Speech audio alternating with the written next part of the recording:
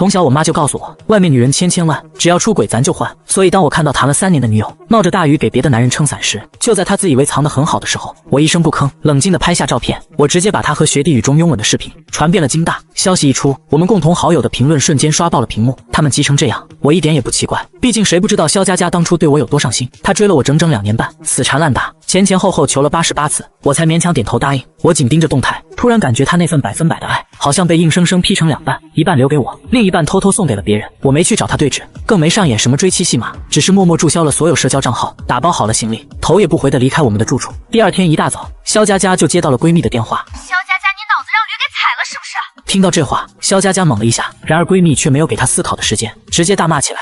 什么那么好的人，你不好好珍惜，你还和别的男人搅在一起，他到底做了什么对不起你的事儿？你要这么恶心他？肖佳佳被闺蜜劈头盖脸的骂了一通，才敏锐地抓到她话里的重点，她猛地站了起来。什么意思？你说清楚！我问你现在在哪里？肖佳佳刚想回答，忽然想起来自己还陪着陆离在医院，于是到嘴边的话就这样停住。而闺蜜显然知道她为什么不回答，见此怒火更甚。你现在还在医院陪着那个什么陆离是不是？你知不知道校园网你们俩的相片和视频已经满天飞了吗？听见这话，肖佳佳的脑子就像炸开了一样，她这才想起来，她昨晚是有约的，只是后来将陆离送到医院后，她就有些忙，忘了。那沈墨呢？是不是在蛋糕店等了我一晚上？最重要的是，沈墨看到那些照片会怎么想？他手忙脚乱地挂掉电话，然后就看到无数个未接电话，而这些全都是我打来的。这一瞬间，肖佳佳疼得下意识捂住胸口，她赶紧点开和我的聊天框，在看到我约她见面的消息后，就要打电话过去和我解释。可这时候，她的手却被一旁的陆离抓住。肖佳姐，你能在这里陪我吗？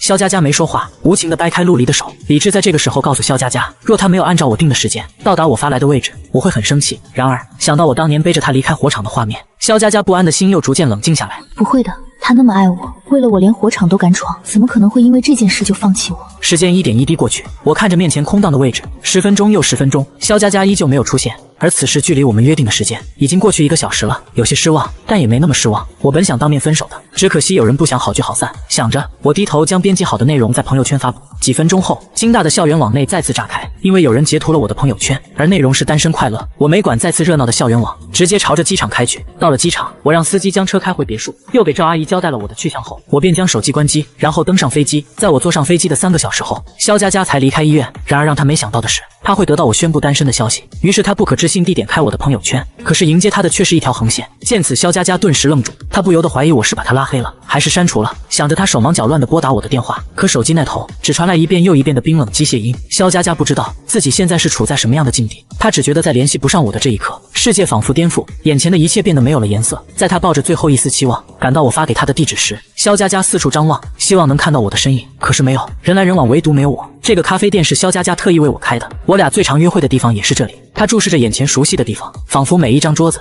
都有我和她约会时侃侃而谈、笑脸盈盈的身影。然而只是转瞬，眼前的幻想破灭。肖佳佳找到工作人员，故作镇定地询问我去哪了。沈少爷在这儿坐了2个小时就离开了，也没有点东西。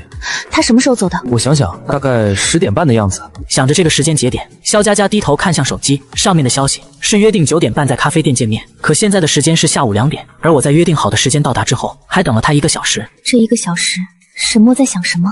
又是下了什么样的决心，才会让他在我没有出现的这1个小时内没做出任何联系我的举动？虽然很不想承认，但是在这一刻，肖佳佳那些自以为是的把握尽数皲裂。她开始意识到，我现在是真的很生气。沈墨如今这样做，会不会是不要我了？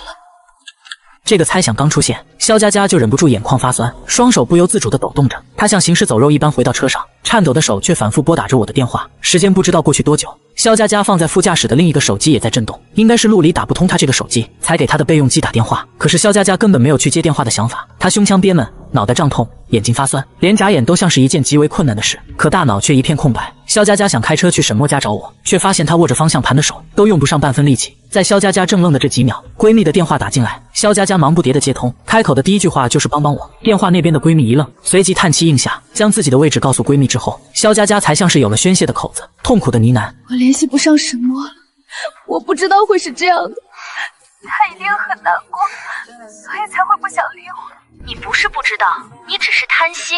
肖佳佳，要不是看在从小一起长大的情分上，就你这种行为，我也看不起你。闺蜜的话虽然刺耳，但是萧佳佳并没有反驳。她低着头，她也在问自己，为什么要做对不起我的事？到底是什么时候开始的呢？好像是我，哪怕是所有人仰望称赞的别人家的孩子，但他才是我眼中最特别的存在。无论何时，无论何地，只要有他在，我的目光都会落在他身上。不管什么时间，只要他有需要，我都会毫不犹豫地出现在他身边。我不耍脾气，也不提要求，任劳任怨。长此以往，旁人眼中锋芒毕露的我，在他面前没有任何棱角。所以，当一个完全性格不同的陆离出现后，萧佳佳开始走神了。比起没什么欲望的我，陆离实在是太容易满足了。只要他稍微施舍一丁点，陆离就能高兴1个月。这种陌生的成就感，让他不再抵触陆离刻意的靠近。他开始心猿意马，开始对我说谎，开始将更多的时间放在陆离身上。可我做错了什么呢？萧佳佳从没像现在这样意识到自己的卑劣和难堪。她无力地靠倒在驾驶座的椅子上。等闺蜜赶到的时候，看到的就是萧佳佳这副要死不活的样子，闻着她身上的消毒水味道，闺蜜嫌弃地挡住了鼻子。别告诉我，你就穿着这身脏衣服去见沈墨。听到闺蜜的声音，萧佳佳才回过神。片刻后，她扯了扯嘴角，我整理好再去找他。她这副样子，闺蜜也不好再说什么，将她带去酒店清洗收拾好，才朝着我家赶去。然而两人在我家门口待了半个小时，都没有人出来。萧佳佳只好忐忑地上前几步，用指纹解锁，可手指刚放上去，就收到了识别失败的提示。听见这个机械音，萧佳佳顿时僵在原地。她不死心，还想再试，可这时身后却传来赵阿姨的声音：萧小姐。赵姨，我是来找沈墨的。我知道少爷出去旅游了，这段时间不在家，什么时候回来我也不清楚。明天我也要出国旅游一段时间，以后这里你就不用再来了。见赵阿姨说完这话就要进屋，萧佳佳连忙拦住了她。赵姨，能不能帮我给沈墨打个电话？我有事要和他说，拜托你了。这是少爷的意思，我帮不了你。萧小姐，你和少爷认识这么多年，应该知道少爷的脾气。你扪心自问，自己做了什么事，我们家少爷才会这么决绝？而且我们家少爷从小到大就没受过什么委屈，你是第一个把少爷气哭的人，希望你到时候别后悔。萧佳佳嗓子仿佛被什么堵住，好半晌也说不出一句话。至于赵阿姨的问题，她回答不上，也没脸回答。随着眼前的门再次关上，萧佳佳泛红的眼睛终于流出泪水，她握紧的手泛白，整个人摇摇欲坠。闺蜜将她的样子收入眼底，最终却也只能叹气。她和萧佳佳都清楚，今天他们是见不到我了。至于以后，萧佳佳根本不敢去想。与此同时，另一边飞机落地港城国际机场后，我意外撞见某个大腹便便的男人在纠缠一个女孩，明明是想要女孩的联系方式，被拒绝后就故意肢体接触，然后直接开口造谣女孩拜金。周围所有人都在看热闹，我看不下去，所以出手相助，只是没沟通几句，男人就破防大骂，我也不惯着，直接动手。没过多久，机场安保人员匆匆赶到，将我们围了起来。与此同时，不远处的 VIP 休息室，几双眼睛将这边的情况收入眼底。这个男生嘴巴好厉害，是很厉害，只是接下来有的麻烦了。在港城的机场动手，事情说大不大，说小也不小。若挨打的那男人纠缠不休，只怕是要去局子待上几天了。韩姐要去美救英雄吗？放心吧，他不需要。闻言，江月瑶蹙眉，还想说什么，就见不远处的我打了个电话，然后安保人员的领队拿起对讲机说了什么，就恭恭敬敬地朝那我做了个请的动作。等我离开后，就将跪在地上疼到起不来的男人直接拖走。韩姐，你是怎么知道他不会出事的？那男生下飞机时是由飞机上工作人员送出来的，能让工作人员如此重视，不只代表他有钱，必然还有别的身份。机场外由于女生太过热情，执意要请我吃饭，我不好拒绝。等我在酒店办理好入住，已经是晚上8点。看着因为频繁来电而耗电极快的手机，我厌恶地拧了拧眉，然后才一边充电一边给爸妈打电话报平安。接着次日，爸妈让我跟老姐沈清月汇报一下酒店地址，好给我送点东西过来。等我挂断电话，看着又趁机挤进来的号码，我不耐烦地啧了一声。虽然是陌生号码，但是我不用动脑子就知道是谁打的。就在电话那边的萧佳佳，以为这个电话我也不会接时，电话却打通了。看着通话页面，萧佳佳的心跳都漏了半拍。你还好吗？不过1天不到，此刻的萧佳佳已经没了人样，通红的眼睛下一片乌黑，整个人毫无精神。我看不到，不过我看到了，也不在乎。萧大小姐，你不累吗？99家的未接电话，若不是手机质量够好，我觉得自己的手机都要宕机了。你在哪儿？我去找你。有什么事我们当面说清楚好吗？你要和我说什么呢？说你如何背着我和陆离暧昧？说你们贝德的恋爱有多刺激？还是说，就算你出轨，我也是你最爱的人？萧佳佳，你的歉意对我来说屁都不是。不是这样的，沈墨，我和陆离之间什么实质性的东西都没发生，最多就是那个拥抱，再没有其他了。别直接拒绝，给我一个机会，好吗？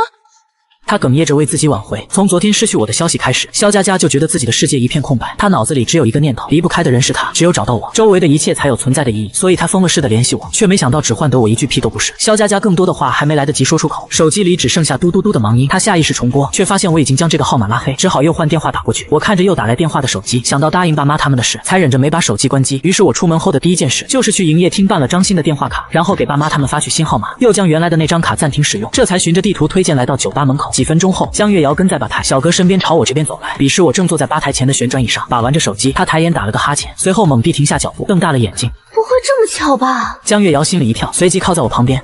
我就是酒吧负责人，帅哥，你找我什么事？靠海岸的那一片卡座我包了。也是进入酒吧之后，我才发现这条石板街的尽头居然就是海岸线，坐在那边的位置恰好能将整个海岸的风景收入眼底。我这个人有些怪癖，就是喜欢闹中求静。江月瑶随着我的视线看向酒吧的西侧，然后笑了起来。你这有些霸道了，那一片是酒吧最好的位置，你一人就想全都霸占了？若不是你长得够帅，我都想把你轰出去。我瞥他一眼，指尖变魔术般的多出一张卡。有钱你赚不赚？江月瑶盯着我手中的卡，随即笑得眯了眯眼。她接过卡递给身后的服务员，这才问我要多少个位置？10米以内。江月瑶干脆利落的应声，给了一个眼神，立刻有人去清台。不多时就有人来将我带到了落地窗边。姚姐，你为什么会答应他的要求？酒吧又不缺钱。闻言，江月瑶瞥了他一眼，想到我在机场时某位女性眼睛都不肯挪一下的场景，若有所指的回了句：我怕有人骂我。等他走远，问问题的小哥才反应过来江月瑶说了什么。江月瑶可不管酒吧的人怎么想，他快步进入电梯上了2楼，然后又马不停蹄地冲进包厢。你们猜我在楼下遇到了谁？可打开门，包厢内的俩人已经睡了过去。见此，他撇撇嘴，懒懒的打了个哈欠，也跟着闭上眼。半个小时后，冷月才把他拍醒。下楼吃东西。江月瑶打着哈欠，迷迷糊糊的跟着两人出门。刚出包厢的门，江月瑶猛地回神，正想开口，便见顾清寒站在前面注视着楼下。注意到他的视线，江月瑶一拍脑门：韩姐，我忘记告诉你，那边都被那男生包了。他们常吃饭的吧台也在我的10米之内，眼下大厅1/3的客人都在我的位置前排队，没去排队的注意力也都在我那边，就连男生也有不少去凑热闹的。我也是来者不拒，只要排队，只要颜值身材好，谁都能坐我对面和我玩一把。赢了的可以加我联系方式，输了的去外面的海岸跑一圈。就他们站在这会，就又有2个女生跑了出去，才注意到发生了什么的江月瑶夸张的无言。这男生好会玩。冷月不予置评，倒是顾清寒已经收回了视线，抬脚朝电梯走去。不知道为什么，江月瑶莫名的觉得有些冷，她故意撞了冷月一下。你有没有觉得哪里不对？你脑子不对，连吃饭的位置都能卖出去，干脆连脑子一起捐了。顾清寒不喜欢包厢有食物的味道，所以他们才会在1楼用餐。江月瑶显然知道冷月为什么生气，连忙跟上去求饶。我去和他商量，借张桌子给我们吃饭。江月瑶并不把冷月的冷漠放在心上，到楼下后就快步奔向我，她打了个招呼就坐在了我面前。今日酒水免费，借张桌子给我们吃饭，可不可以？得到我的点头，江月瑶立刻走到我隔壁的卡座，朝顾清寒和冷月招手。冷月压着声音唾弃：好歹也是这家店的东家，结果吃个饭都要向客人借位置，这都是江西条造的孽。反观顾清寒像是压根没受影响，他从我所在的方向收回视线，然后便抬走到江月瑶身边坐下。在等待上菜的这点时间，江月瑶就趴在靠近我这边的沙发上，看着我和来搭讪的人玩头子。时间1分1秒过去，我面前的人已经所剩无几，没一个能赢我的。见此，我无聊的打了个哈欠，起身就要离开。江月瑶看到我的动作一愣，随即连忙开口：你要走了，是不是太无聊了？要不你可以考虑一下跟我们玩，我韩姐摇骰子的技术很好的。闻言，我停住脚步，侧头，视线落在正在低头玩手机的女人身上。说实话，这个女人是我遇到的所有异性中最和我眼缘的，似乎是察觉到我的视线，正在看手机的顾清寒抬眸看了过来，四目相对，我大方朝他点头，然后抬脚走到了他面前。玩吗？听见这话，顾清寒轻笑一声，明知故问。玩什么？我那边那么大的动静，这人是没注意到，也有可能，毕竟他在玩手机。我想了想，便彻底没了兴致。反正刚才也是因为这人眼神落在我身上，我才顺势过来的。既然人家没兴趣，还是不玩了。这样想着，我拿出歉意的笑，抱歉打扰了。话落，我转身就走。顾清寒看着我离开的背影，心中莫名一紧，一个丸字脱口而出。我听到了，但我依旧假装没听到。可江月瑶却不想让我这样离开，连忙冲过去将我拦住，着急忙慌的开口：玩，我韩姐说玩。我不和他玩，和你玩怎么样？听见这话，洛清月顿时呆住，但下一秒，他察觉到顾清寒的眼神，立刻反应过来，然后猛猛摇头：我不会玩，你和我韩姐玩吧，我韩姐很厉害。他嘴上说着夸奖的话，眼神里却都是央求。天知道顾清寒难得对别人多看2眼，若是因为他把这件事搅黄了，江月瑶的那些大佬不得扒了他的皮。虽然是第一次见面，但是我很快就领会到了他的意思，我不太乐意，于是打算委婉的拒绝。可他并不想和我玩。怎么可能？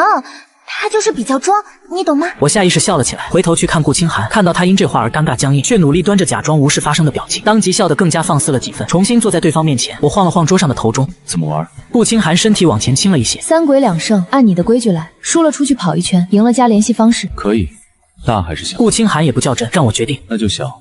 你先吧。顾清寒没有再推辞，只见他推动头钟，在桌上随意的晃了2-3下就停了下来，然后对我做了一个请的动作，而我也只是摇晃了几下便放了下来。可结果还真跟江月瑶说的一样，即便我把摇的都是3个1，可顾清寒却是3个全部叠在一起，只留1个1。我没照愿赌服输，立马起身准备出去跑一圈。见我动作，顾清寒立马使了个眼色，江月瑶恍然大悟，再次拦住我。等等，帅哥请留步。怎么几位姐姐这么好心，不想我出去跑？当然不是，我们赢了。我们要你的联系方式。听见这话，我也不好再装傻了，只能老老实实掏出手机，和顾清寒相互留好备注后，江月瑶也跟着掺和了进来。我也要加，不过我轴子肯定没你玩的厉害，不如以后你来这里都给你免单。那你还不如请我吃饭呢。江月瑶这性格一猜就很会吃，跟着她的话，我也不怕自己会踩雷。闻言，江月瑶连忙扫了码。那就一言为定，我叫江月瑶。对了，你是来港城旅游的吗？目前算是吧，有事的话给我发消息就好，我要回去休息了。下次见。说着不等江月瑶阻拦，我就先一步出了酒吧。几分钟后，见顾清寒若有所思的神情，冷月忍不住问了一句：怎么了，韩姐？你对他感兴趣？顾清寒揉着有些发胀的眉心，叹息一声：可他对我没兴趣。冷月不置可否，瞥了江月瑶一眼，看起来他对江月瑶倒是比对你热情。可这话把正在刷我的朋友圈的江月瑶吓到。怎么可能？不过想想刚才的场景，好像确实啊，沈墨对我的好脸是比顾清寒多点。说着，他将手机递到顾清寒面前。你看，他刚分手，看朋友圈也就是前2天的事。闻言，冷月满脸不可置信的凑了过来。什么？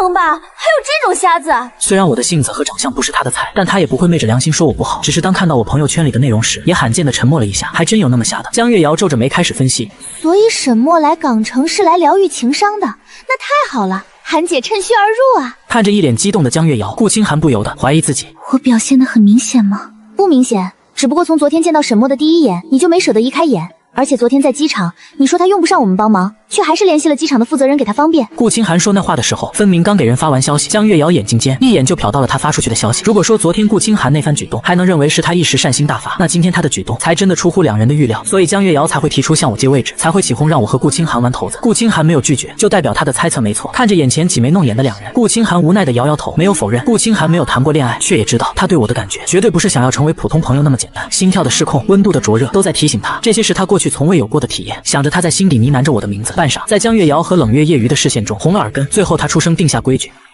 别去打扰他。江月瑶和冷月对视一眼，点头应下。冷月是知道感情这种事要顺其自然，而江月瑶是觉得只要不提顾清寒，那他约我出来玩也不算违背顾清寒的提议。另一边，我从离开酒吧就发现暗中不少视线盯着我的动向。奇怪的是，还没等我做什么，那些视线便消失得一干二净，又在周围绕了几圈，确定暗中跟着自己的那些眼睛真的彻底消失后，我才打车回了酒店。简单的洗漱过后，我拿着手机走到酒店的阳台，我躺在摇椅点，开绿泡泡开始回消息。见我复活，好友立马发了几个问号，然后开始告知我今天发生的事。校园网肖佳佳和陆离的相片和视频都没了，他推测是肖佳佳找人做的。除此之外，好友还发了一张相片过来。肖佳佳在校园网说和陆离只是一个误会，你们感情很稳定，没有分手。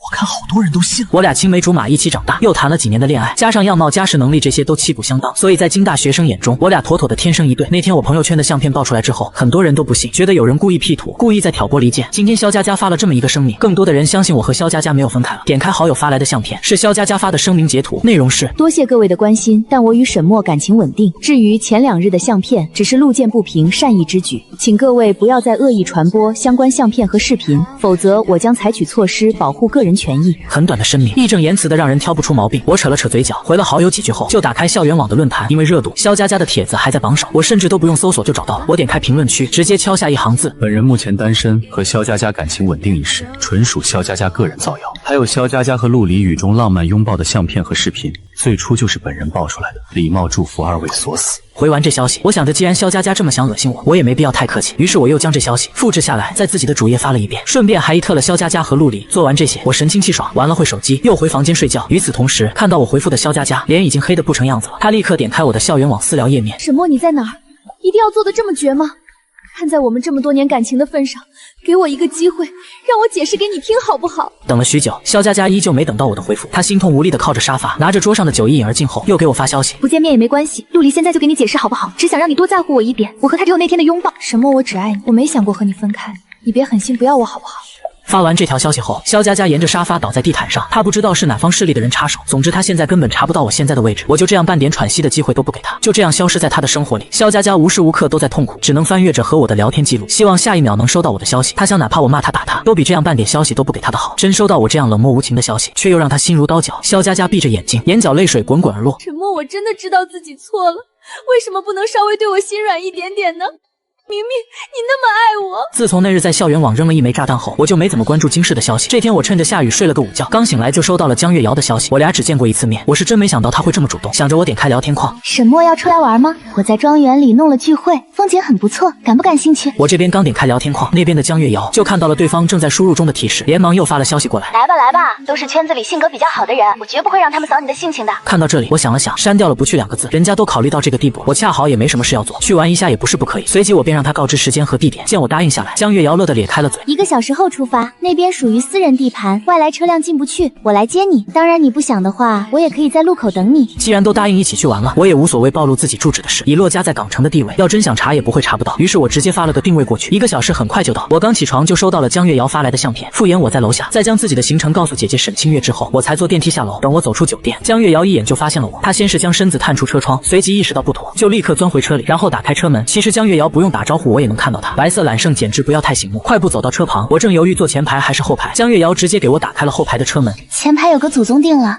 只能委屈你坐后排了，抱歉。我点点头，道了声谢，正准备上车，视线中却出现一双手。我视线往上一举，目光和车上的人看过来的视线碰在一起，再次见面，我还是会为顾清寒的颜值惊艳。这人生的真的太完美了。需要我拉你一把吗？听到这话，我有些搞不清他的想法，看看他的手，又看看他的脸，最终我大方地搭在他的手臂上。坐稳后，我就开始系安全带，而顾清寒则是定定看着我手刚才落点的位置。他觉得我的手很温暖，而且我的手碰上来时，他感觉自己心痒痒的，身子也颤了颤。顾清寒觉得自己有些奇怪，整个人像是要烧起来一样。他抿了抿唇，感受到自己耳朵泛起的灼热，连忙侧头看向窗外，试图借此掩饰。江月瑶将后面的情形收入眼底，暗自偷笑几声，随即哼着歌启动车辆。路上我抓着安全带的有些紧，已经平复好情绪的顾清寒敏锐地注意到了我的动作，他蹙眉思索了一下，然后抬脚轻轻踢了一下前面的椅子。你开慢点儿。沈墨，你是不舒服吗？哦，我晕车，没事儿，问题不大。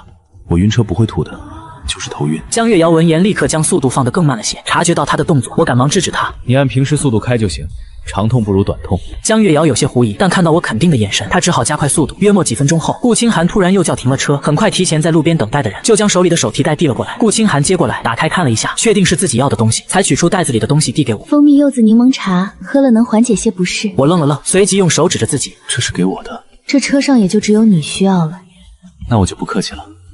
谢谢你。我礼貌地朝他笑了笑，然后接过杯子，见我仰头，喉结上下一动一动的。顾清寒一时间看得有些失神。等我喝完，顾清寒又从袋子里拿出一盒药递给我。晕车药，没开封的。这下我是真有些不好意思了，于是我回想着他的名字，侧头看他。顾清寒，你平时都这么细心体贴的吗？前排的江月瑶一听这话，扑哧一声就笑了出来。顾清寒细心，这简直是他长大以来听到的最可笑的笑话。然而后排的顾清寒却没有心虚，但也没回答我的问题，而是笑着开口：到目的地还有1个小时的车程，吃了药后半程不至于太难受。我点点头，摁出一粒药，仰头吞了下去，然后就靠着靠椅休息。至于顾清寒是不是一个细心的人，不过萍水相逢，对我来说其实没那么重要。时间一点一滴过去，我的呼吸越发平稳，我的脑袋随着车子的摆动也逐渐偏移，眼看就要撞到车窗时，顾清寒侧身，下意识将手伸了过去。女人的手隔在我的脑袋和玻璃之间，下一秒，我的额头就稳稳地落在她掌心。当垂眸就能看到我的脸时，顾清寒才反应过来自己的行为有多突兀，他不由自主地屏住呼吸，生怕吵到还在睡梦中的我。可这时候，顾清寒突然觉得他的心跳有些不属于他了，一下一下，将他紧张不知所措的心情完全暴露。当我睁开眼睛时，看到的就是顾清寒神情紧绷着的这一幕。我们之间的距离很近，近到不止顾清寒闻到了我身上的味道，我也闻到了顾清寒身上的檀木香味。他的手臂就横在我面前，额头靠着的地方有些温暖。我稍稍动了动身体，将脑袋移开，解放顾清寒的手。顾清寒收回手，脸色有些慌张。抱歉打扰到你休息了。我摇摇头，打量着他的眉眼，然后轻笑。我也很喜欢檀木的味道。香水里面，我对檀木的味道可以说是痴迷，因为这我也会给萧佳佳送些有檀木这味材料的香水。但可惜的是，萧佳佳从未用过。但眼前的顾清寒让我确认了自己的审美，清冷的女人就适合这种木质香水味。想了想，我眼睛一亮，我有一瓶香水很适合你，但是我没带来，改日我让人寄过来，到时候送你可以吗？闻言，顾清寒定定注视着我的眼睛，半晌他才强制的让自己收回视线。沈先生经常送人礼物吗？没有，但顾小姐的颜值和气质真的很配我那瓶香水，我找人定制的，世上独一无二，要吗？刚才顾清寒没有明确的给我答案，我便再问一遍。时间1分1秒的过去，前排开车的江月瑶只觉得车内有些说不出的暧昧，但这个时候她还是很自觉的没开口打扰。半晌，顾清寒才克制着唇角上扬的冲动，点了点头。那就说定了。说着，我就在手机上向他索要地址。江月瑶又往前开了一段路，然后提醒我俩，那位祖宗到了。话落，他的车停在了分岔路口，而那里已经有2辆车停着了。看到我们一个年纪不大的男孩跑过来，好你个江月瑶，居然不去接我！可等他看清车后座的人后，突然一下立正站好，然后连忙谄媚的笑笑。清寒姐，好久不见。顾清寒淡淡的看了他一眼，没说什么，但就是这一眼，也让萧燕打了个冷战。从小到大，萧燕天不怕地不怕，和自家老子都能过2招，唯独对顾清寒畏惧到了骨子里。若是知道今天的聚会顾清寒也来，他肯定会找借口推辞的。之前不是说顾清寒不来吗？怎么突然又来了？他缩着脖子想推到其他人身后，却在挪动脚步时看到了车上下来的另一人。在相互介绍后，他便跟我打了声招呼，看起来是个自来熟的家伙。没聊几句，就开始问我家里有没有哥哥或者姐姐了。我眨眨眼，正准备回答，可就在这时，我俩身后却突然传来一道声音。你们在聊什么？这声音冷得我听着都觉得鸡皮疙瘩要冒出来了。而刚才还冲我挤眉弄眼的萧燕，听到这声音就像是被人掐住了脖子。没聊什么，不过我聊什么你很关心吗？说着，他眼珠子一转，看了我一眼，随即露出微笑，而后便跑开了。见我被冷在一边，不远处的顾清寒开口喊了我一声，我循声看去，就见顾清寒靠在缆绳上，朝我勾了勾手，看口型好像是在叫我过去。我承认这一幕很养眼，但是这逗狗的感觉是怎么回事？我小声的嘀咕着，抬脚不紧不慢的走了过去。顾清寒盯着我一开一合的嘴，等我走近了才问：“你刚刚在说什么？”闻言，我表情顿时一僵。我寻思着顾清寒听力这么好，我好像都没发声吧？从我纠结的表情里，顾清寒轻而易举就猜到了我在想什么。我看到的不是听到。我这才恍然转身，在顾清寒身边寻了个位置靠着。没说什么。要是让顾清寒听到我刚才在想什么，万一真把我当狗，那我面子还要不要了？这明显敷衍的话，顾清寒当然听得出来。想着他又换了个话题，下车缓这一会儿好点没？还好，不怎么难受了。其实喝了蜂蜜水又睡上了一会，我就好很多了。现在可能是要笑上来，又下车呼吸了新鲜空气，就更是没什么晕车的感受。听到他这样说，顾清寒唇角的笑容又深了些。最终我俩也不说话，就这样同时仰头看着眼前的天空。过了片刻，远处的萧燕已经和别人打闹了起来，他左看右看，选择找江月瑶告状。途中经过顾清寒和我面前时，还特意跑快了些。看着小年轻活力满满的样子，我不自觉笑了起来。一旁的顾清寒很快就发现了我的笑脸。你喜欢萧燕这种性格？顾清寒看得出来，从江月瑶到萧燕，我对这种性格比较外向，闹腾的人没有抵抗力。你怎么看出来的？用眼睛看的。那你眼睛真会看。你不觉得他们这种性格的人很温暖吗？我刚到国内的那段时间，和周边的一切格格不入。我虽然会中文，但是语境的利用和语速和同龄的孩子比起来，差了很大一截。或许是骄傲使然，那段时间我很不愿意在别人面前开口说话，生怕别人看穿我的短处。但身边总有几个孩子总是吵着我一起玩，或许是见我长得好看，因此哪怕被我一而再再而三的拒绝，也依旧耐心的跟着我。一开始察觉到我的语速慢，也不会嘲笑我，而是耐心的等我说完。后来也陪着我锻炼语速，久而久之，我熟悉之后，便彻底融入了身边的环境。虽然毕业后大家几乎没什么联系，但是从那以后，对他们这样性格的人，我就有天然的亲近感。我再缅怀过去，而顾清寒听到温暖两个字后，开始在心里反省：我这样的性格，沈墨会觉得温暖吗？答案是否认的。除了江月瑶几人，在港城几乎没人不畏惧他，他也绝不会是那种让人觉得温暖的性格。没过多久，一行人再度出发，抵达庄园。下了车后，众人各忙各的，只有我和萧燕闲了下来。他将我拉到庄园的角落，接着对我竖起大拇指：莫哥，你好帅啊！所以看在我这么夸你的份上，你能不能告诉我，你和韩姐是什么关系？为什么这么问？因为你是韩姐身边出现的第一个被她优待的异性。第一个？真的假的？就顾清寒那张脸，桃花不会少吧？很惊讶是吧？我也很惊讶。莫哥，你到底是怎么样拿下韩姐的？他这样问，显然是认定我和顾清寒关系不一般。在萧燕的认知中，顾清寒性子冷慢热，还不近人情。他们这些人都是靠着家中长辈的面子，才能在顾清寒面前露脸。但我不同，根据他从江月瑶那里打听到的消息，顾清寒为了今天原本不打算参加的聚会都过来了。可即使是这样，我和他满打满算也才第二次见面，甚至在刚刚一行人凑到一起的时候，顾清寒还找借口将我拉上他的车，给我当起了司机。别说萧燕，就是江月瑶他们也没坐过顾清寒开的车。你在说啥啊？我拿下他？我不解地侧头看向不远处的顾清寒，似乎察觉到我的视线，他也侧眸朝我看了过来，目光交错。我毫不避讳对他笑了笑，接着将话对准萧燕：我为什么要拿下他？就不能是他想拿下我吗？结合江月瑶他们的反应，我不至于迟钝到看不出顾清寒对自己有想法。莫哥，你好大的口气，你认真的？逗你玩的。我目前没打算和你们韩姐有什么关系，不用多想。见我反应很平淡，萧燕当即有些着急。你可以有的，我问你只是单纯好奇，并没有其他意思。我有喜欢的人，就是刚刚跟我一起来的。我知道的，不用紧张。见他一脸焦急，我赶忙安抚他，同时心里想着顾清寒到底是做了什么，能把人吓成这样。就在这时，身后传来熟悉的脚步声，萧燕的位置恰好能看到来人是谁。可等他视线扫过去的下一秒，他就躲到了我身后。莫哥，韩姐和月瑶姐过来了。看他恨不得将整个人都缩到我背后，江月瑶有些想笑，而看见几人的反应，萧燕沉默不语。她只知道有我在，顾清寒就不会过多注意她。果不其然，顾清寒从走过来到停下，目光一直放在我身上，直到四人同时沉默下来，顾清寒才给了萧燕一个眼神。这一眼给的萧燕如同得到特赦令，唰的一大跨步就跑了出去。见此，我扯了扯嘴角，盯向顾清寒：你把萧燕吓走了，谁陪我打发时间？江月瑶顺势开口：韩姐陪你，这边上刚好有个秋千，韩姐喜欢坐秋千，要不你们去玩玩，你们自己决定哈。那个，我去看看菜准备的如何了。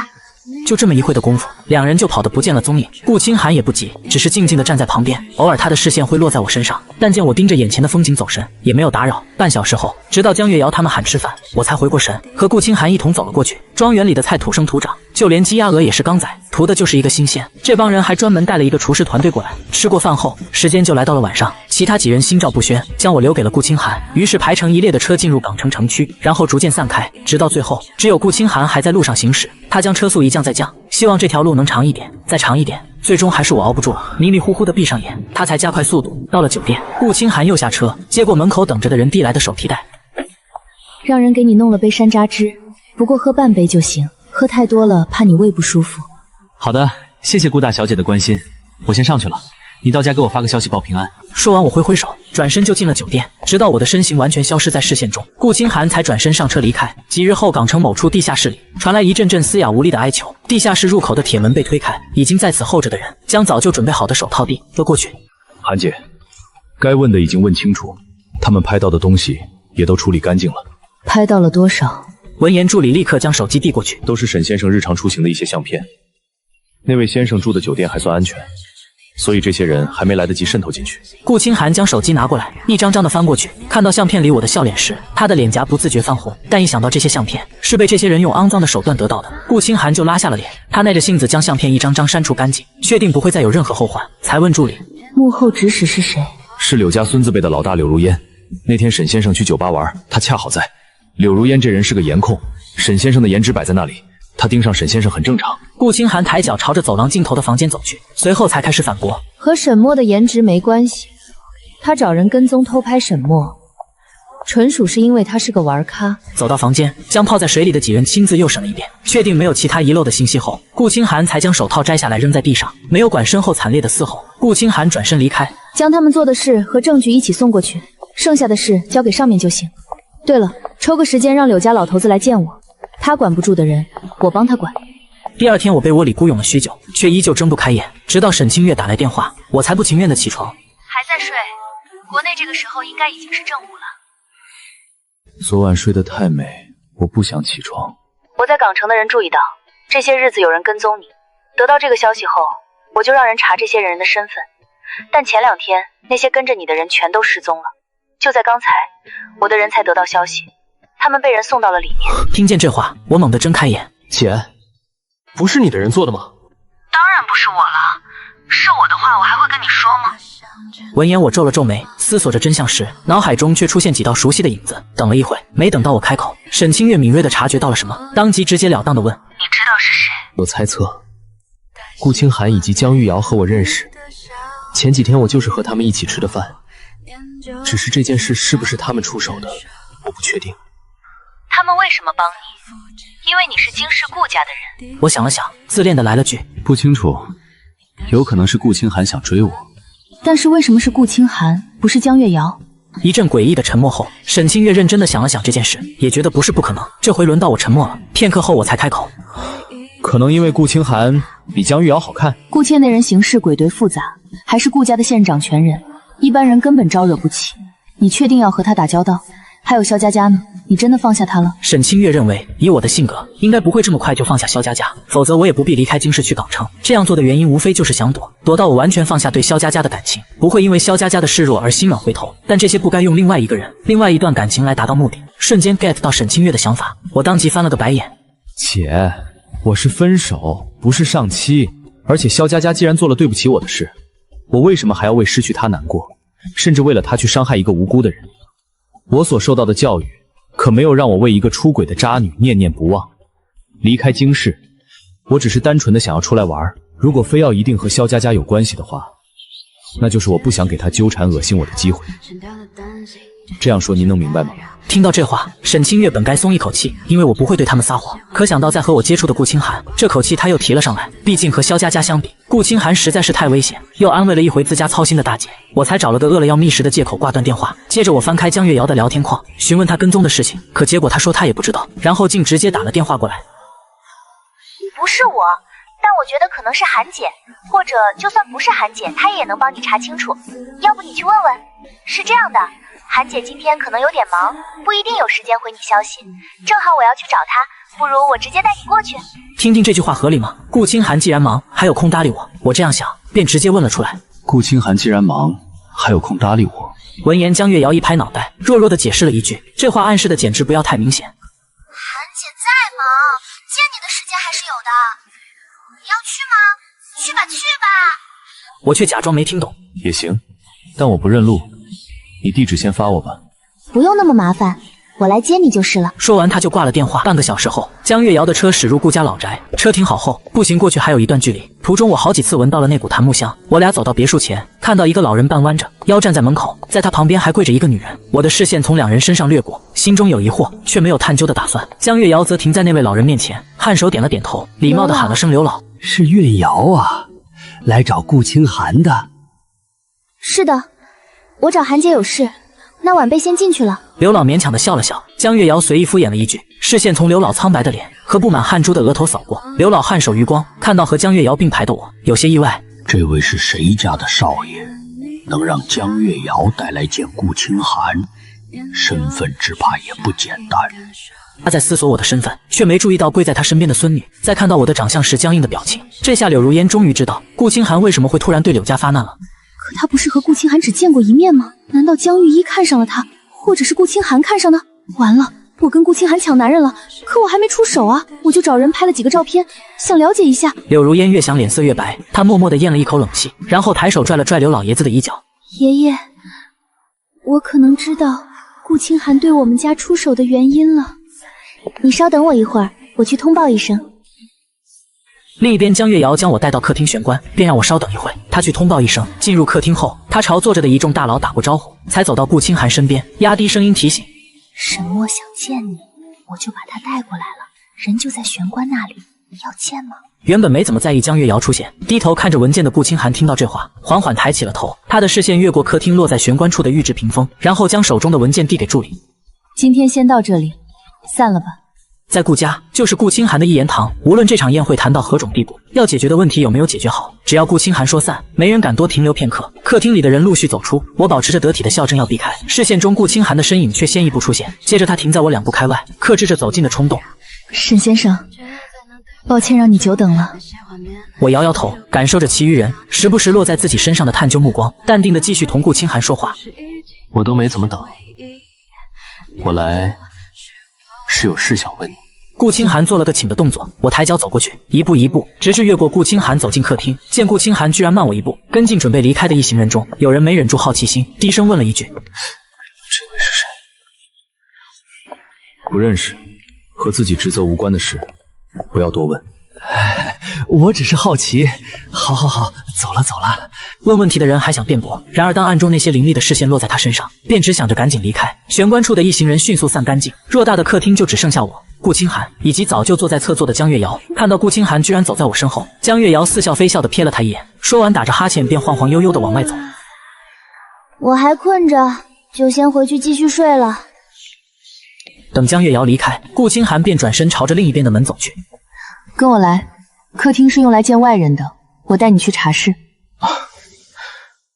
我只是来向你确认一件事而已，不必这么麻烦。我是打算问清楚就走的，但顾清寒这样想来，没打算让我走得太早。果然，下一刻我就听到顾清寒的借口了：不麻烦，总该让我招待好我的贵客。一路无言，等我俩穿过一处小花园，进入旁边的茶室。顾清寒对我做了个请的动作，才问我喝什么茶。我道了句都行，便坐在顾清寒对面，看他动作熟练的开始温杯投茶，便知道这样的事他没少做。而青花瓷的茶盏在他指尖旋转翻滚，又是另外一副养眼的景象。我看着这一幕也不急了，撑着脑袋兴致勃勃的看着他慢条斯理的将茶泡好，最后享受成品。见我喜欢，顾清寒露出笑容，等我喝完又给我续上。你找我是为了什么事？我想问跟踪我的那些人，是不是你帮我解决的？当然我只是问问，因为我在港城认识的人中比较熟悉且有那个实力的就你和江月瑶。我已经问过江月瑶了，她说不是她，所以我才来问你的。是我。你刚才进来的时候看到门口跪着的那人了吗？就是他找人跟踪偷拍的。你放心，那些人我都送进去了。见我听到偷拍2个字后表情有些古怪，顾清寒又补充了一句：这些你日常出行的相片我都处理干净了，不必担心。我先是道了谢，但我知道这句谢谢有些轻，所以我也给出我的承诺。如果你有什么需要我帮忙的，我能做的一定做到。顾清寒点头应下，接着图穷匕现。你吃过午饭了吗？还没，其实1个半小时前我刚睡醒。正好家里的饭刚好。走吧，沈先生。沈先生3个字像是被女人咀嚼了多次，带着些说不清道不明的意味。我跟上他的脚步，不自觉地抬头摸了摸自己发烫的耳朵。其实你可以喊我名字，或者小莫，我家人朋友都这样喊我。闻言，顾清寒往前的脚步一顿，随即干脆停下来，直勾勾地盯着我。紧接着，顾清寒就发动攻击，换了我一声小诺，而我没能抗住顾清寒那种带点痴迷的嗓音，直接将我击败。等他往前走了，我才按了按自己加速跳动的心脏，走到餐厅，桌上已经摆了4、5道菜。吃饭的过程，我俩都没怎么说话，但看我的表情就知道我很满意这顿饭。李阿姨来收餐具的时候，还特意夸了我一句：“你这个孩子胃口真不错。”谢谢李阿姨，很好吃，和我妈妈做的东西一样好吃。下次来提前和清寒说你喜欢吃什么菜，让清寒告诉我，我给你做。李阿姨，谢谢你啊。沈墨乖巧的点头，甜甜的再次道谢。可等李阿姨笑着心满意足的离开后，顾清寒就突然发难：“小墨，你想好下次是什么时候了吗？”闻言，我错愕的抬起头，对上顾清寒似笑非笑的表情。怎么你这么热情了吗？我是怕李阿姨对你失望。会不会让李阿姨失望，不取决于我，而是取决于你。如果顾总请我，我就来。听到这话，顾清寒眼睛亮了亮，试探的开口：“那就每天都来。”我挑眉，然后摇头婉拒，忽略某人失望的表情。我擦擦嘴：“我吃饱了，谢谢顾总招待，我先回去了。顾总再见。”可顾清寒嘴上也说着再见，身子却自觉地跟上我，想要送我回去。你不忙，我自己打车就好了。他拦在我面前，扭扭捏捏地弯了下腰：“是忙，但我乐意送你。不好好表现又被婉拒，我很丢人的。”闻言，我扯着嘴角给他一个大拇指。顾总有心了，那你加油。我回去的这一路，顾清寒都在思考这个问题。加油？怎么加油呢？我要怎么加油才能让沈墨愿意每天都来吃饭，甚至更贪心一点，每天每时每刻都陪在我身边？等他重新回到顾家老宅，却见到本该去休息的李阿姨还在沙发上坐着。李姨，怎么还不去休息？李姨起身，慈爱地看着顾清寒：“在等你。今天那小伙子是你心上人？”我听见这话，顾清寒神情都软了下来，他点点头：“那他呢？喜欢你吗？”“哎，你这性格从小到大就没男孩子喜欢。清寒既然喜欢，你要好好对人家。改天他上门提亲的时候，你要记得带上你妈妈给他女婿留的东西。”眼看着李阿姨越说越离谱，顾清寒赶紧打断她：“李姨，我还不知道他会不会喜欢我呢，你现在说这些也太早了。”等这话说完，李阿姨满心的幻想转瞬破灭，她嫌弃地瞪了顾清寒一眼：“你好没用！他来港城只是旅游，要不了多久可能就要离开了。那有什么？他不主动，那你不会主动吗？你努力追啊，追到以后可以还让他来港城定居。”不是这样说的。顾清寒揉了揉眉心，之前江月瑶也说过类似的话，好像大家都默认，只要我们在一起了，我就该牺牲原本的生活留在港城，但这对我来说并不公平。我们都不是谁的附属，是想去任何地方都可以的自由人。李姨，沈墨他是自由的，他想待哪里就待哪里。那以后他要是不愿意留在港城呢？李姨皱着眉，有些意外。一向不讲道理的顾清寒，在对待我的事上就好像变了个性格。顾清寒几乎没有半点犹豫。那他在哪儿，我就去哪儿见他。那你努力让他早点喜欢上你，否则你去见人家，人家还不一定会见你。感情这件事儿是没有逻辑的，既然你看上眼儿了，就别管男女身份，大胆追。顾清寒应承着，同时心里想着我刚结束一段感情，还是不要太激烈的好。追求心上人，这是顾清寒自出生以来遇见过的最棘手的事。次日，我提着好打包的小吃回酒店，刚到房间门口，就看到自己房间的门大开着，而且门口还围着几个陌生人，有男有女，但我都不认识。此时，一道男生从房间内转出来：“快点将里面打扫干净，我朋友马上就要到了。”但我没有过去，而是给沈清月打了个电话过去。对方人多势众，我没蠢到独自一人过去和他们对峙。得到沈清月肯定的回答后，我挂断电话便要离开。就在这时，从房间内出来的服务员却一眼就看到了我。对方惊喜的开口：“沈先生，你回来了。”这话一出，屋内屋外的人视线瞬间集中在刚抬脚准备离开的我身上。这一刻，我不但没有停下来，反而加快了脚步。但对方显然没打算放我离开，守在门外的几人迅速跑过来将我拦住。与此同时，房间内的男人缓缓走了出来，在上下打量了我一眼后，嗤笑一声：“跑什么？这个房间本少爷要用，你带着你的这些垃圾滚出去！”这个房间是这个酒店位置最好的房间，林洛轩经常用它来招待客人。过去，这个房间能长期住得起的人不多，一般都处在空置状态。不过对林洛轩来说，有人住着也没关系，稍微有点钱的小角色而已。在港城给他提鞋都不配。闻言，我也嗤笑一声，看着对方手上拿着的手表，更是鄙夷的笑了。那你拿着我的垃圾是什么意思？没想到我说话居然这么不客气。林洛轩脸僵了一下：“你在说什么啊？我听不懂，听不懂人话。没关系，我可以给你解释。你手上的那个百达翡丽的万年历计时码表 REF1518，于1年前在 F 国一场名流拍卖会上以3亿5千万的价格拍出，而拍走它的是一名来自华国的商人。对方姓沈。这一刻，哪怕不知道我这话的真假，但林洛轩在听到手表的价格时，心底冒出的第一个念头，不是谨慎或是害怕，而是贪婪。价值3亿5千万啊！难怪我第一眼就喜欢上了。他抬手看了看手表，脑海中思绪回转，很快就做了决定。我不知道你在说什么，但这手表本来就是我的，将这位和他的这些垃圾一起扔出去。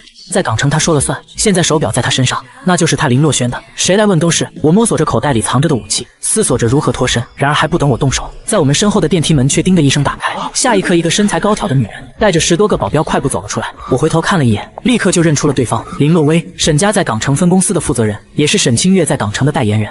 洛薇姐，我在这儿。看到和相片里一样帅得过分的男孩子，林洛薇再次被惊艳到，他快步跑到我身边，二话不说就将我上上下下打量了一遍，确定没看到我受伤，这才放下心来。放心吧，我没受伤，还没来得及打起来，就差一点。而林洛轩从林洛薇出现开始，视线就一直落在他身上，可当他看到林洛薇出现的第一时间就是去关心我时，脸色顿时沉了下去。林洛薇，你怎么会在这里？你和他是什么关系？此刻听到声音，林洛薇才转过头，但她压根没想到我遇到的危险竟然和林洛轩有关。居然是你！是我又如何？你不过就是被林家抛弃的女儿。不要以为你来就能改变什么。林洛薇，我告诉你，不管是你还是这个人，只要我一句话，你们都得灰溜溜滚。说实话，林洛薇和林洛轩已经有很长一段时间没见了，但是无论时隔多久，自己这个同父异母的弟弟还是会蠢得自己眼前一黑。于是他走到林洛轩面前，在对方惊愕的视线中抬手，然后狠狠地落下，啪的一声，林洛轩的脸歪向一侧，迅速红肿了起来。林洛薇甩了甩因为用力过猛而发麻的手，这一巴掌是先收的利息。林洛轩，不是谁你都能得罪。等他说完，林洛轩才反应过来，自己挨了一巴掌。见此，他捂着脸，疯狂大叫：“谁给你的胆子对我动手？你完蛋了！”然而林洛薇只是轻蔑地看着扑过来的林洛轩，被他带来的保镖拦住。洛薇姐，可能要麻烦你往旁边走2步。我的声音突然打断两人的争执。林洛薇回头才看到我举着手机在录像，同样看到我动作的林洛轩下意识地将手往后藏。行了，你也不用藏了，我已经录下来了，而且你们每一个人的脸我都录下来了。说完我就低头将视频发给沈清月，接着继续开口：我房间里值钱的东西可不止那手表，同等价值的东西比比皆是，若是少一个或是损坏一个，你都得赔哦。刚才人手不足，我能有多怂就有多怂，但现在我越过林洛轩走进自己的房间，尽管有所准备，但看到自己的东西乱七八糟的撒了一地，甚至还有玉镯的碎片，我心疼的心脏都抽了抽。这可是正阳绿玻璃种翡翠。我继续拿出手机录视频，直到确认损坏的只有这只手镯，这才放松了些。随即我看向被林洛薇带来的人，拦在门口的林洛轩。你才是要完蛋的那一个。林洛薇脸色同样不好看，她没想到林洛轩能蠢到这个地步。沈墨，损坏的东西多吗？挺多的，有几个亿吧。听见金额，林洛薇惊讶地张开了嘴，而林洛轩先是愣了一下，然后吼了起来：“你在胡说什么？你怎么可能随身携带那么多贵重的东西？”话虽然这样说，但林洛轩心底却是无比不安的。可惜这次我连眼神都没有给他，而是转身坐在了屋内的沙发上。等帽子叔叔到了，你再和我吼吧。什么意思？你报警了？林洛轩听到这话就想闯进房间，但是被林洛薇的保镖拦了下来。林洛薇，让你的人撒开！你最好别再犯蠢！你威胁我！我告诉你们，在港城不是谁找报警都有用的。姓沈的，就算你是条龙，也得给我盘着。闻言，我瞥他一眼，淡淡的回了个“哦”字。他还想再说什么，却看到我接着电话走到了一边，压根没给他开口的机会。我试着喂了一声，听到我还算正常的声音，电话那边的顾清寒悬着的心猛地落下。帽子已经过来了，我也马上就到，不用担心。我不在乎顾清寒是怎么知道我这里出事的，我只知道我出事后，他马上就要过来了。这样想着，我心情都好了很多。马上就到。你这么关心我？那当然，我可就你这么一个贵客，不关心你关心谁？就我一个？是的，就你一个。电话那边的顾清寒沉默片刻，然后坚定地回：那以后呢？以后也是。顾清寒停在酒店门口，仰头看着眼前的大楼，深吸一口气。有你才有设想以后的必要。沈墨，我到了。听到这话，我肉麻地抖了抖身子，随后看着手机里的电话号码，笑出了声。那我等你啊，顾清寒。与此同时，门口林洛轩正破口大骂：林洛薇，你到底为什么这么帮他？把事情闹大对你到底有什么好处？而且你这么帮着一个外人，不怕我告诉爸爸吗？林洛薇面无表情，不为所动。见此，林洛轩脸憋得通红，他直接拿出手机开始威胁：我现在就给爸爸打电话。这是林洛薇过去最害怕的威胁，但现在他只是守在我门前睥睨他。很快林洛轩就打通电话：爸，姐姐和一个男的欺负我。电话那边的林父沉着脸，那个混账，让他接电话。没有一句询问，只因为林洛轩告状，所以林父便认定事情是林洛威的错。听到这，林洛轩得意地朝林洛威笑笑，说完他就点开扩音，就将手机递了过去。爸爸让你接电话。林洛威垂眸看着面前的手机，尽管他是知道自己被林家放弃的人，可眼下听着林父的声音，心还是有些不舒服。就在他犹豫着要不要抬手时，我的手突然伸了过去。老登，你哪位啊？听到陌生的声音，林父拧着眉，不耐烦地命令：“你又是哪位？赶紧让林洛文接电话！”我凭什么听你的？听不懂人话是吗？还凭什么？你算什么东西？还敢当我面问凭什么？我算什么东西？那你完了。我接下来应该算是你林家的债主。闻言，林父一愣，突然有种不好的预感。我没有回答的意味，于是我直接挂断电话，然后将手机扔给林若轩。看他手忙脚乱的接，我挑眉勾了勾嘴角。顾清寒在电梯门打开的那一瞬间，看到的就是这样的我。他心口像是被什么东西重重的撞了一下，他死死盯着我，脑海里什么也没想，本能的一步一步朝我靠近，直到我发现了他。此时我脸上笑意更浓，还朝他招了招手，这动作就像是主人在召唤自家的小狗。可奇怪的是，顾清寒并不排斥他，反而还走快了一些。在场的所有人，只有我和顾清寒是面带微笑，而其他人则是全部变了脸色。顾清寒目不斜视，径直走到我身边。这件事，你想要什么样的处理结果？赔钱道歉，但是你不需要出手，我自己来。好，我听你的。女人一脸温柔的样子，让林洛威怀疑自己的眼睛。不仅仅是她，就连早在顾清寒出现的那一刻就腿软到险些站不稳的林若轩，也是瞪大了眼睛。早知道我和顾清寒有关系，给他1万个胆子，他也不敢动我。这样想着，林若轩颤颤巍巍地将手表摘下来，递还给我，试图缓和我们的关系。沈先生，手表还你。今天的事儿，您看能不能不和我计较了？不计较，那有点难。或许你这个港城人不认识我，认识我的人都知道，我这人最记仇。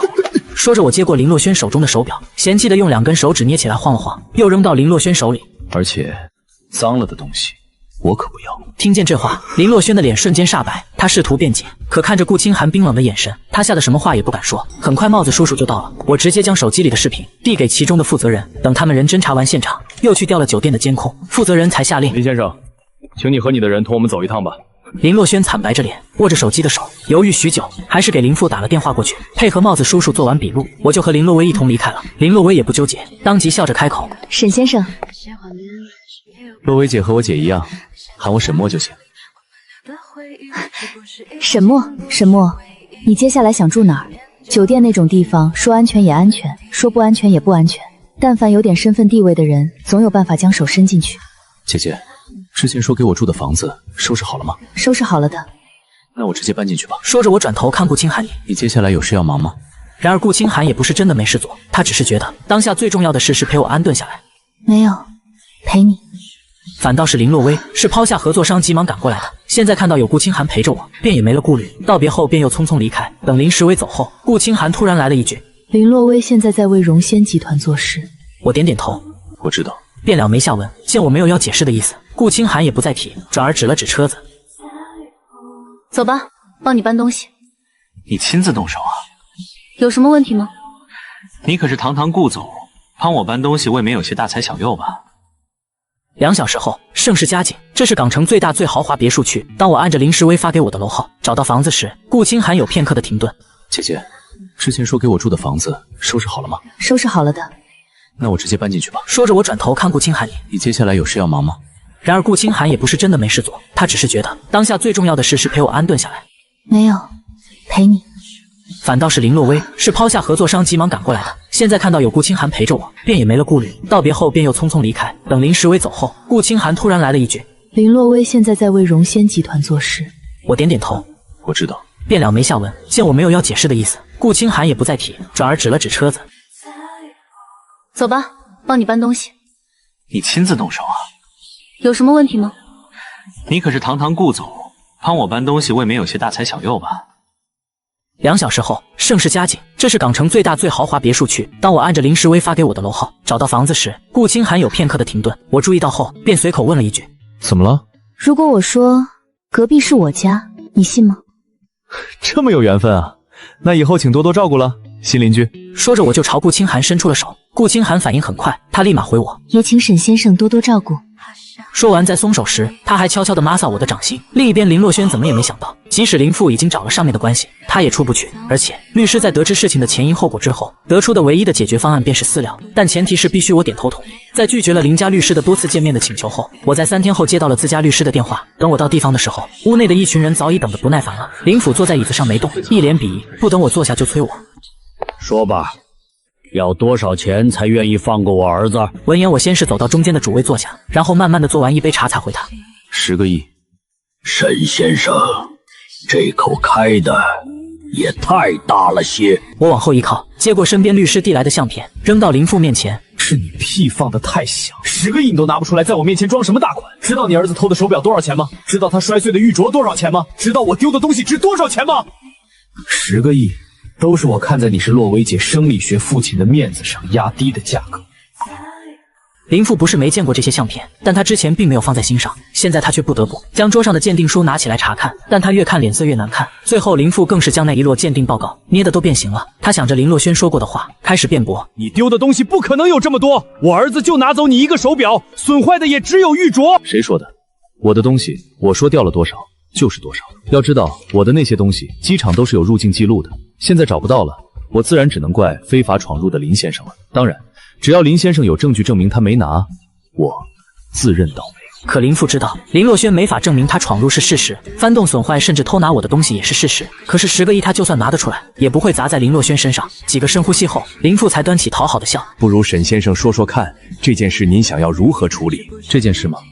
林洛薇是你女儿。听到这话，林父心里咯噔一下。是的，听说沈先生和他关系好像不错。是很不错，我很喜欢洛薇姐。林府顿时松了口气，他揉了揉脸，转而开始套近乎。那既然都是一家人，不如沈先生看在洛薇的面子上放了洛轩吧。等这话说完，所有人都没想到我居然真的点头应下了，就连林父也不可置信的张大了嘴。但紧接着下一秒，我敲了敲桌面，开始补充：看在洛薇姐的面子上，只要你将洛薇姐母亲留给她的股份交给洛薇姐，那么金额减半，我含撤诉，放过你的宝贝儿子。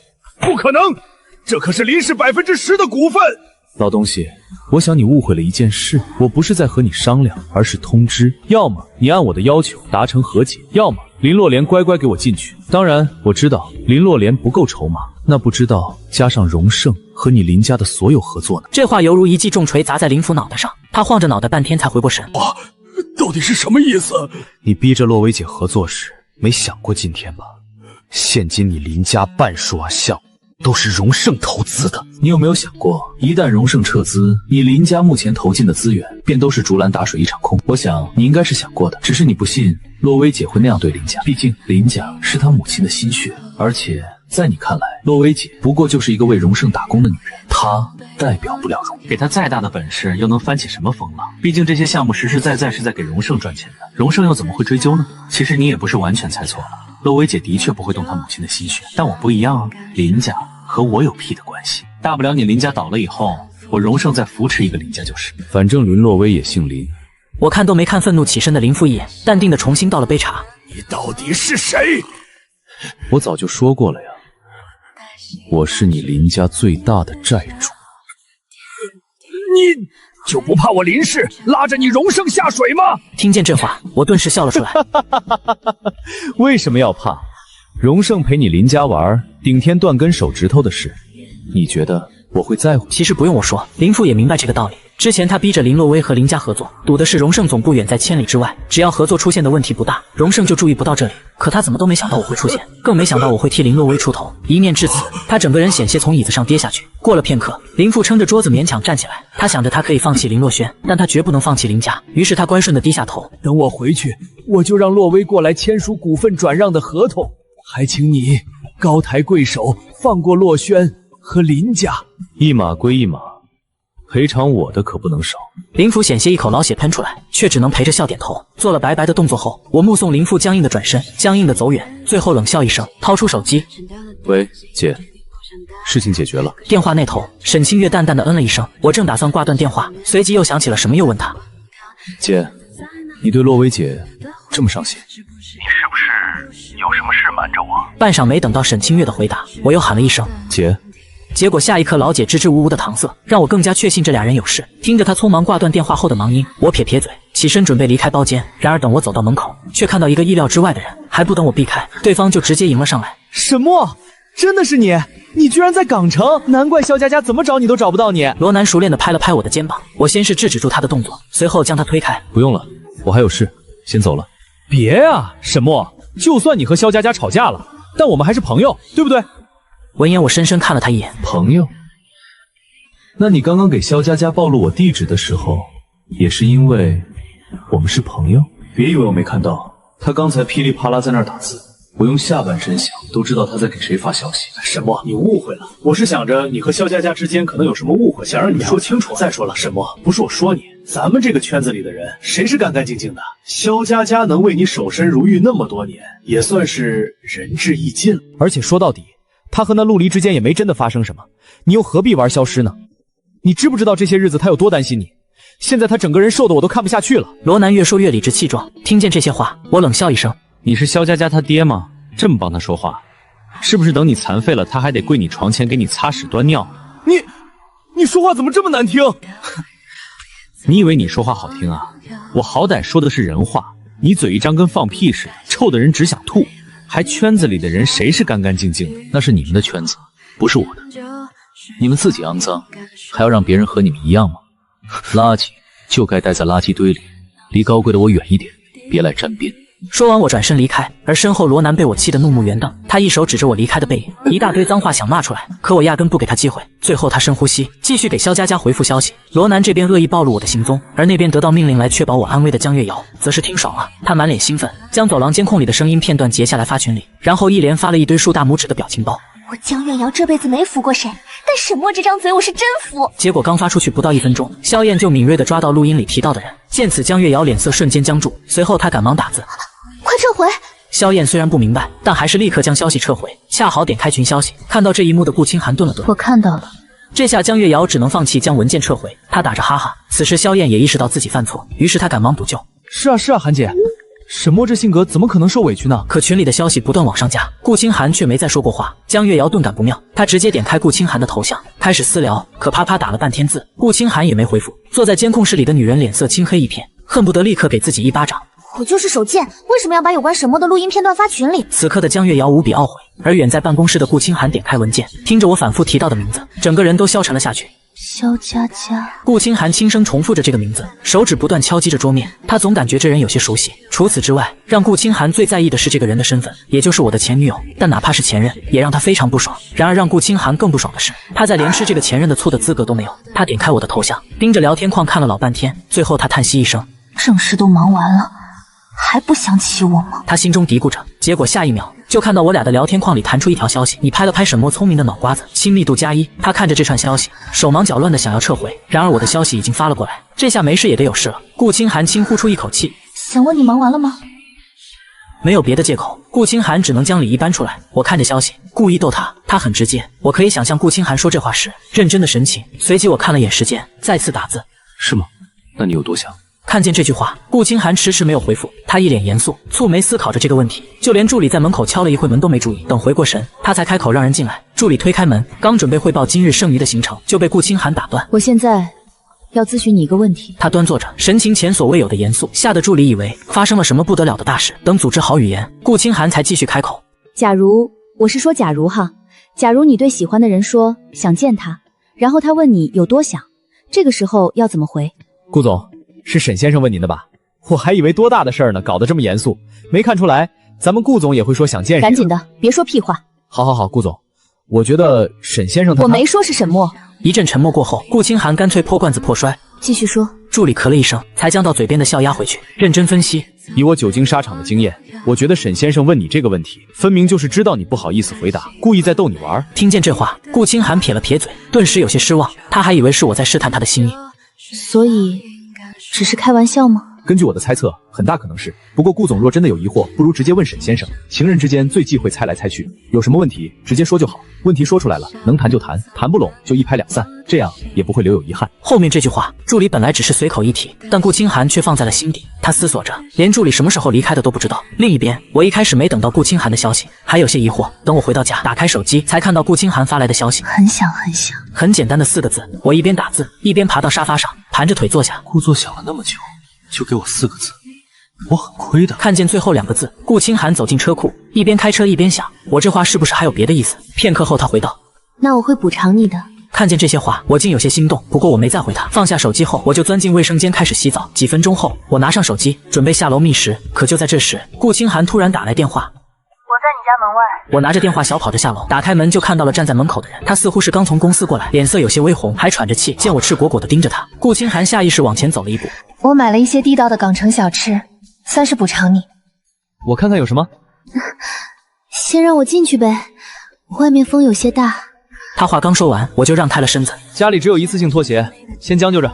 说着，我将上层柜子里的一次性拖鞋取下来。见我没有对他的突然到访感到不快，他顿时觉得整个人都轻飘飘的。那家鸡蛋仔是港城的老字号了，甜而不腻，焦香暄软，你试试看。还有这些烤鸭、炸串。正好我也没吃东西，谢谢了你哈。等我们走到餐桌，正准备开吃时，我忽然拦住他。稍等，你喝酒吗？喝酒？喝什么酒？果酒，我从京市带来的。然而他的注意力不在酒，而是地名。这是我第一次提到我是从哪来的。顾清寒眼睛都亮了起来，他寻思着我提京市是打算向他敞开心扉。顾清寒越想越兴奋，但他表面功夫做得很好。很快，我就抱着一坛子封好的酒坐到桌上。这是我之前去乡下玩的时候，跟一个阿奶学着酿的桑葚酒，很好喝，你有口福了。话落，我熟练地拔出酒塞，下一刻浓郁的酒香扑面而来。等我倒满递给他时，他却有些犹豫。喝，之前在家，家人盯着，每次都只能喝1小杯，现在有机会陪我喝点呗。没有，我只是担心你喝醉。顾清寒自己的酒量很好，所以并不担心，只是他看人很准，他觉得我酒量肯定很差。我信誓旦旦地保证，然后率先举杯。没事的，我喝不醉。顾清寒没招，只能宠溺地和我碰杯，陪着我吃吃喝喝。1个小时过去，我手中的第3杯酒也见了底，看到我蠢蠢欲动，朝着酒坛子挪动。沈墨，别喝了，再喝该醉了。我顶着通红的脸再次强调：“你嘀嘀咕咕说啥呢？我怎么可能喝醉？我越喝越清醒。”说完，我就攥着顾清寒挡在我面前的手开始发力。为什么没挪开？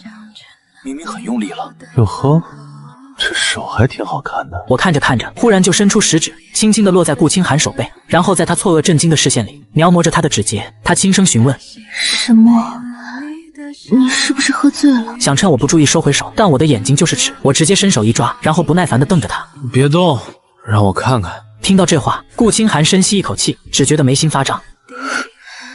好了，这下不用再问了，这人绝对喝醉了。不是说自己酒量很好吗？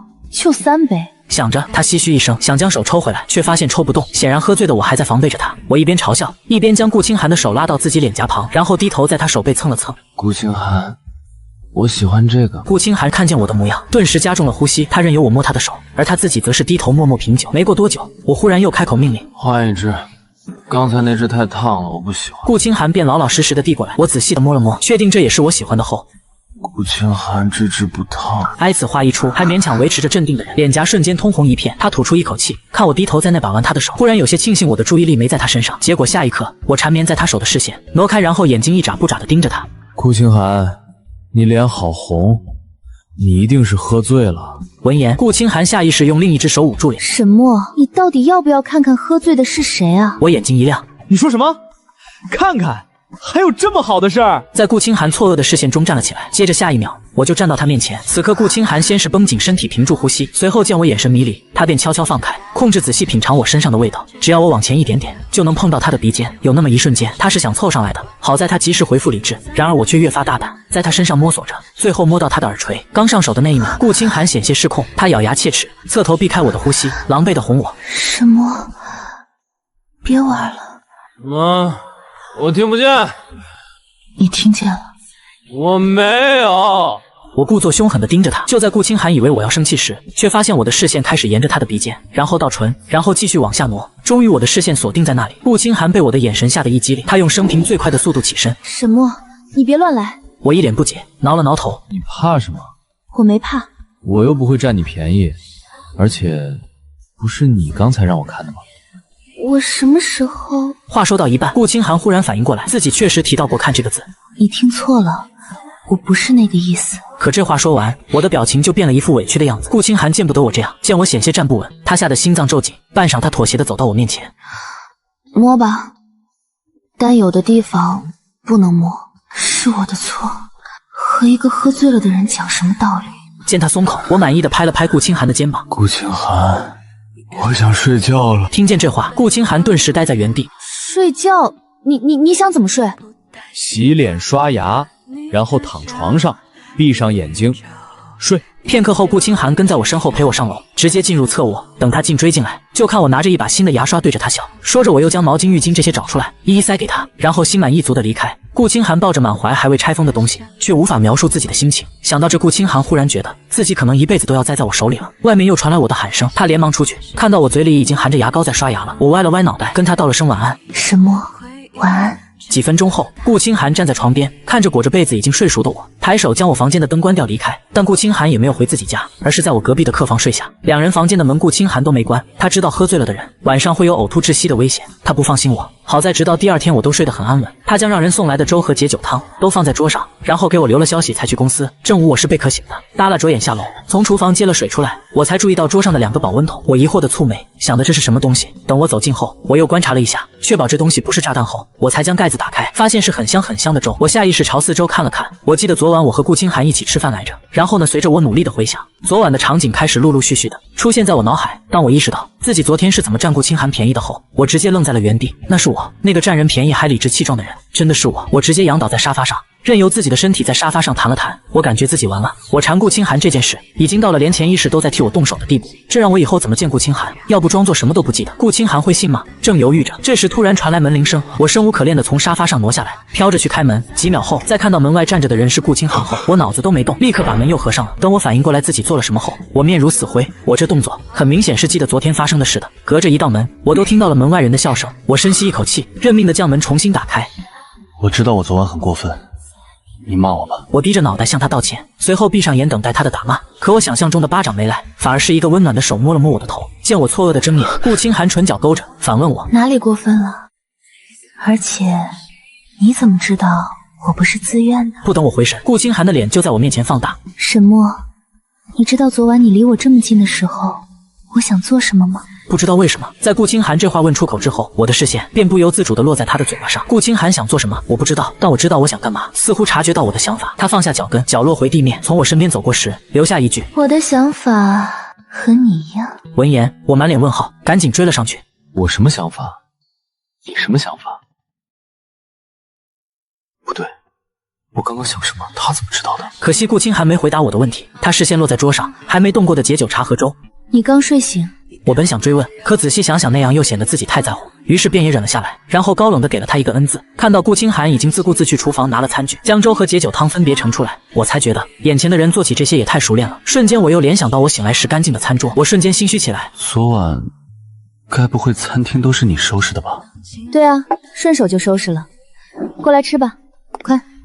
这人做的和考虑的未免太全面了。他不是在追我，这是在养儿子吧？见顾清寒已经将椅子拉开了，我便走过去坐下，喝了一口细腻绵密的山药粥。刚拿出手机的人闻言看了我一眼。你不喝？在公司食堂吃过了。那你既然吃过了，为什么还要过来？但话说了一半就立刻反应过来了，我及时闭嘴，可顾清寒却没放过这么好的机会。我来看看咱们沈大少爷起床没有？我就是最近没正事要做，所以懒散了一些，也不是每天都睡到中午的。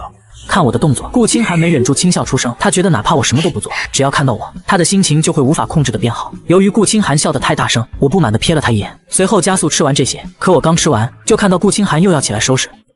别，我真不是废物，我自己来。客人做家务算怎么回事？说着，我将保温盒和碗收到厨房，然后撸起袖子就开始洗。余光看到顾清寒不知道什么时候跟过来，还站在厨房门口盯着我，我顿时有些尴尬。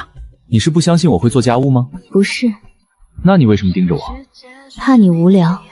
这样啊，咱们顾总什么时候转行做陪聊了？很赚吗？顾清寒也不恼，还配合地做出思考的表情。看到我将碗放到消毒柜里，又转身去拎保温桶才回。赚也不是特别赚。说完，他将纸巾递给我。主要能让易主开心，是吧？沈先生，我擦拭着手上的水渍，故作高冷的样子。我觉得一般。一般？为什么一般？沈先生，不如说说哪儿一般？眼前的人身材凹凸有致，我眼睛亮了亮，反应过来后，又连忙佯装镇定的回：“你太矜持了，陪聊应该更那啥一点。”那啥是啥？我怎么听